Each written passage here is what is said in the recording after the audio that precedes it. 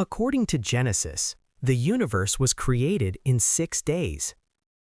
Scientists tell us this process took about 14 billion years. This apparent contradiction has been the source of much debate. But what if there is no contradiction at all? What if both Genesis and the Big Bang Theory are scientifically correct? Physicist and theologian Gerald Schroeder says they are. According to Schroeder, the answer lies in perspective. Imagine standing outside the universe, in a place undefined by physics. There is no matter, no energy, no space, no physical laws, and no time, at least not the time we know. The place where you stand is on cosmic time, eternal time. The Big Bang occurs. Local time is created. It exists only within that expanding and stretching sphere of reality. This stretching is called time dilation, and when we factor this in, the biblical and scientific accounts align.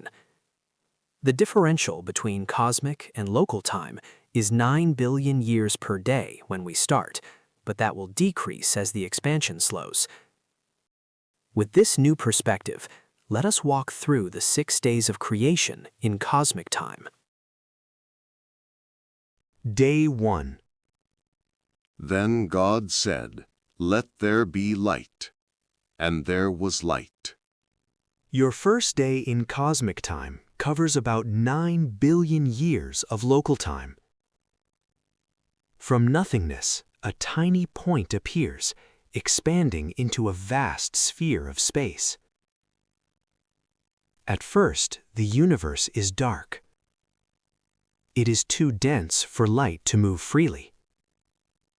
After about 380,000 years of local time, light separates from matter.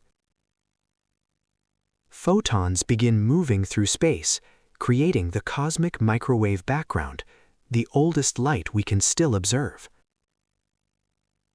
Light exists. Darkness exists. They are separated. The universe continues to expand.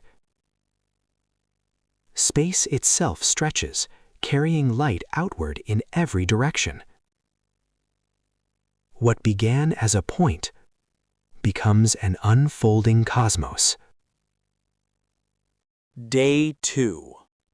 And God made the firmament, and divided the waters which were under the firmament from the waters which were above the firmament. Your second day in cosmic time covers roughly 3 billion years of local time, less than half the length of day 1. This pattern will continue as time dilation slows. Today, the Earth is not blue and alive, but violent and unstable. Volcanoes choke the skies with gas, building Earth's first thick atmosphere. As the planet cools, fire gives way to stone, and continents begin to form. Endless rains fall for ages, filling vast basins with the first oceans. Out of chaos emerges the only world we know to be covered with water. It is separated from the water above by Earth's newly formed atmosphere, or firmament. Day 3. Let the dry land appear. Let the earth bring forth grass. Your third day in cosmic time covers about 1 billion years of local time. The waters gather into one place, and dry land begins to appear. Oceans fill the low places, and continents slowly rise. In these waters, simple life emerges.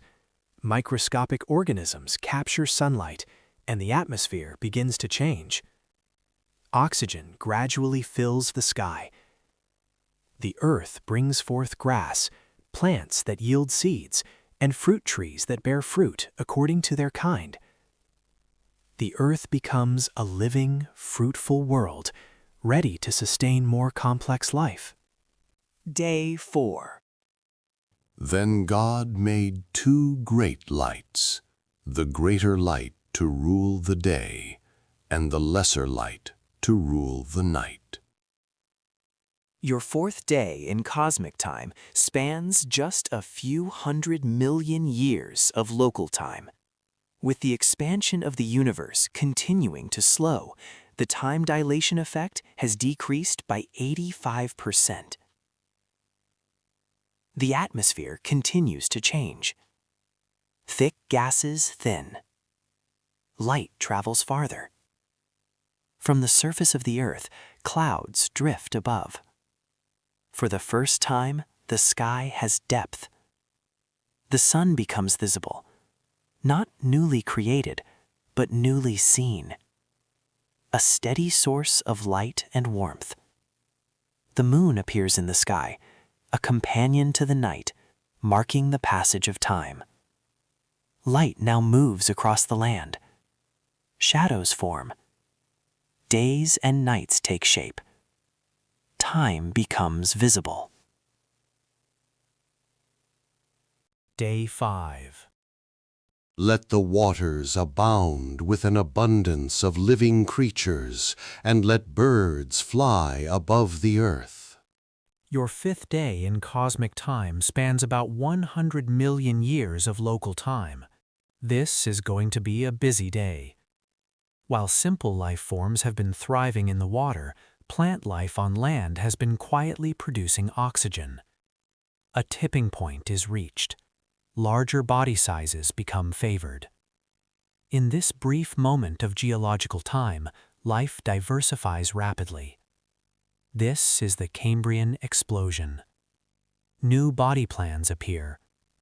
Skeletons, fins, eyes. The seas fill with interaction and motion. Predators and prey, defense and movement. Life becomes dynamic, complex, connected. Day 6. And God made the beast of the earth according to its kind. Then God said, "Let us make man in our image." Your sixth day in cosmic time spans about 50 million years of local time. Like day 5, we begin with an ecological tipping point, driven by rising oxygen levels.